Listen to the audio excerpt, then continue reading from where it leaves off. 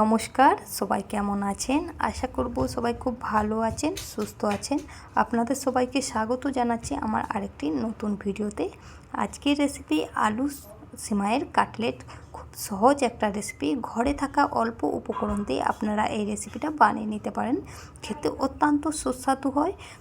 বাচ্চাদের স্ন্যাক্স বা ছোটো ছোটো যে বার্থডে পার্টি বা বাড়িতে কোনো অতিথি হলে আপনারা এই রেসিপিটা বানিয়ে নিতে পারেন। খুবই অল্প সময়ের মধ্যে তৈরি হয়ে যাবে আর ঘরে থাকা একদম অল্প উপকরণ দিয়ে। আর এর প্লাস পয়েন্ট হচ্ছে এর মধ্যে না পেঁয়াজ আছে, না আদা আছে, না রসুন আছে, তার অবধি এটা খুবই টেস্টি। একবার বাড়িতে অবশ্যই এই রেসিপিটা ট্রাই করবেন। কিভাবে বানাচ্ছি চলুন দেখে নেওয়া যাক। আর ভিডিওটা প্রথম থেকে লাস্ট অবধি দেখবেন। প্রথমেই একটা পাত্রের মধ্যে গ্রেট করা আলু নিয়ে নিন। আর দিয়ে দিচ্ছি তাতে কাঁচা লঙ্কা কুচি, ক্যাপসিকাম কুচি আর মটর। এখন ফ্রোজেন মটর পাওয়া যায়, তাজা মটরটা তো পাওয়া যায় না, যার জন্য ফ্রোজেন মটর দিলাম। আর দিয়ে দিচ্ছি ব্ল্যাক পেপার পাউডার, গোটা জিরে, লঙ্কা গুঁড়ো, হলদি গুঁড়ো আর স্বাদ অনুযায়ী লবণ দিয়ে খুব ভালো করে এটাকে মাখিয়ে নিচ্ছি। মাখানোর পর এর মধ্যে দিয়ে দিলাম চিড়েটাকে 2-3 বার ওয়াশ করে একটা স্ট্যানারের উপরে রেখে দেবেন। ও নিজেই ভিজিয়ে রেখে জলে ভেজানোর কোনো দরকার নেই। এবার চিড়েটা দিয়ে খুব ভালো করে মাখিয়ে নিয়েছি। এইবারে এর মধ্যে দিয়ে দিচ্ছি মেয়োনিজ। এটা তান্দুরি মশলার মেয়োনিজ। যদি না বাড়িতে তান্দুরি মশলার মেয়োনিজটা থাকে তো যে নর্মাল মেয়োনিজগুলো দিতে পারেন, কিন্তু মেয়োনিজটা দেওয়ার চেষ্টা করবেন, এতে টেস্টটা খুব সুন্দর আসে। আর দিয়ে দিচ্ছি অল্প পরিমাণে বাটারটা আমি আমার নিজস্ব চয়েসে দিলাম, আপনারা চাইলে এটাকে স্কিপ করতে পারেন। এবার খুব ভালো করে মাখিয়ে এক সাইডে রেখে দিচ্ছি। এবারে কাটলেটটা বানাবো, তার জন্য একটা ঘোল লাগবে। একটা পাত্রের মধ্যে অল্প পরিমাণে ময়দা নিয়েছি, অল্প অল্প করে জল দিয়ে একটা সুন্দর ঘোল তৈরি করে নিয়েছি। আমার কাছে ছিল যে সেমাইটা, সেটা হচ্ছে লম্বা সেমাই, যেটা লাচ্ছা সেমাই বলি, সেই সেমাইটা ছিল। আপনাদের বাড়িতে যেই সেমাইগুলো আছে আপনারা তাতেই বানিয়ে নিতে পারেন।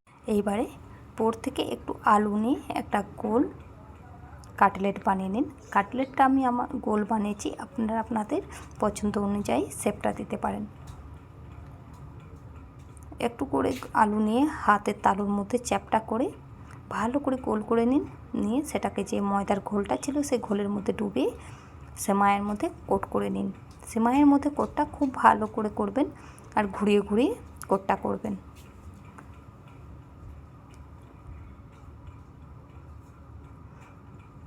দেখুন আমি সব কাটলেটগুলো এইভাবেই বানিয়ে নিচ্ছি।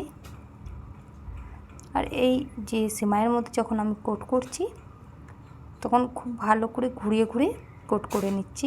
এতে করে কি হয় যে কাটলেটের চারদিকে সেমাইটা খুব ভালোভাবে লেগে যাবে।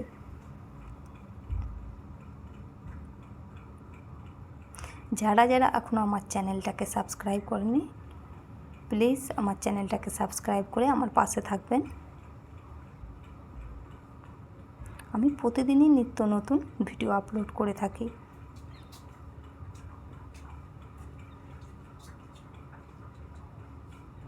এটা কিন্তু খুব একটা সহজ রেসিপি। আর এই যে মেয়োনিজটা দেওয়ার কারণই হলো মেয়োনিজ আর যে গোলমরিচের গুঁড়ো, এই দুটোর মিশ্রণের যে একটা খুব সুন্দর টেস্ট হয়। একবার অবশ্যই বাড়িতে আপনারা এই রেসিপিটা ট্রাই করবেন।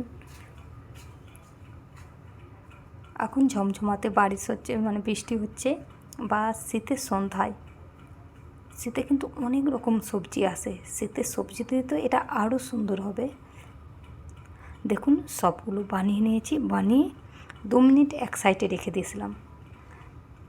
এতে করে যে সেমাইটা সেটা খুব ভালোভাবে সেট হয়ে গেছে আলুর সাথে।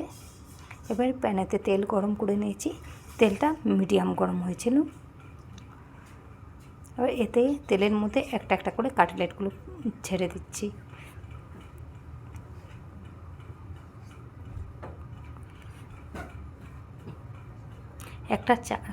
একটা চামচে করে তেল তুলে কাটলেটের উপরে দিয়ে দিন।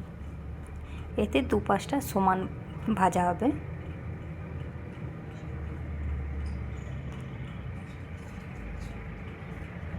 আপনারা দেখবেন আমার অনেক ভিডিওতে ভয়েস ওভার দেওয়া নেই, কারণটাই হচ্ছে আমার মানে যে ঘরের সাইডে মানে এত গাড়ি যায়, যার জন্যে ভয়েস ওভারটা দেওয়া সম্ভবই হয় না। দেওয়া আর না দেওয়া দুটোই সমান হয়ে যায়।